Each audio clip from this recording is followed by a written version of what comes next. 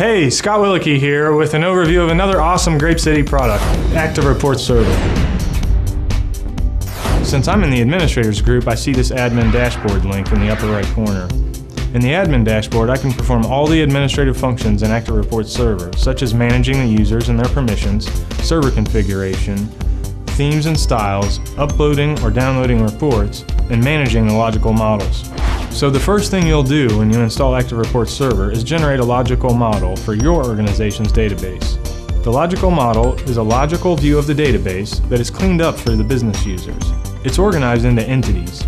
Each entity is roughly equivalent to a table in your database, and each entity has a set of attributes and relationships to other entities. The logical model will give your users an easy-to-use view of the database using simple controls like lists and tree view controls that they can simply drag and drop entities and attributes from. Things like table relationships that require SQL join queries are generated automatically for the user. Expressions needed for totals or calculated fields are also handled for the user automatically. Creating a logical model is quick and easy. All you do is enter your connection information to the database, and ActiveReports Server will generate the model for you. The model generator is pretty smart about generating a nice model. It does basic things like renaming fields that have spaces between words and adding proper capitalization.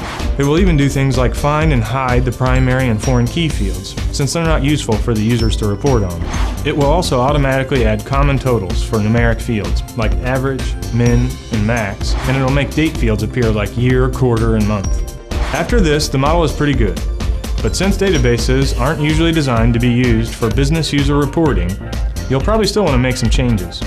So you can use the model editor to edit and organize the model into a view of the database that your users will understand better.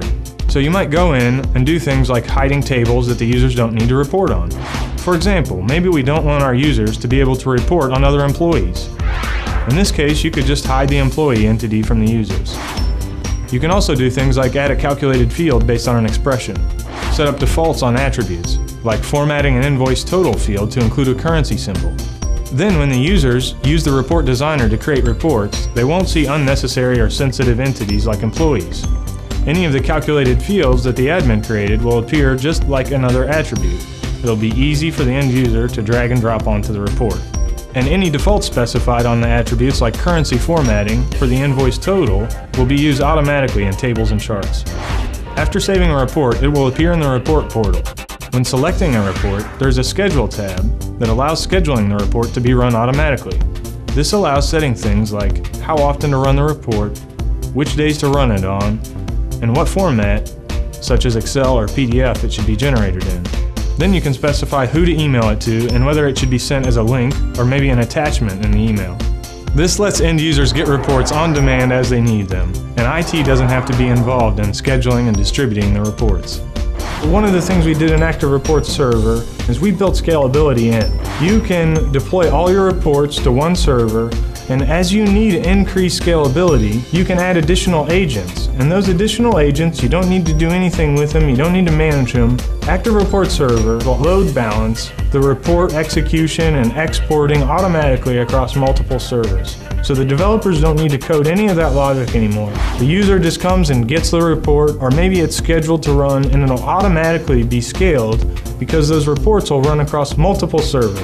We built caching in automatically. It's cached on the server and we deliver that cached result to the user.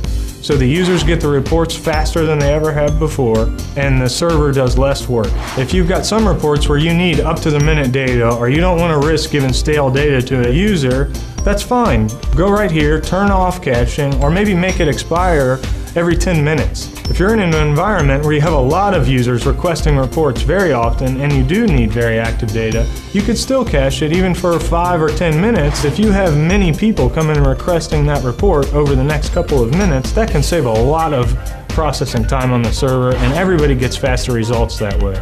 And that's really exciting. That's just some of what ActiveReports Server can do for your business. I'm Scott Willicke. Thanks for watching, and thanks for choosing GrapeCity.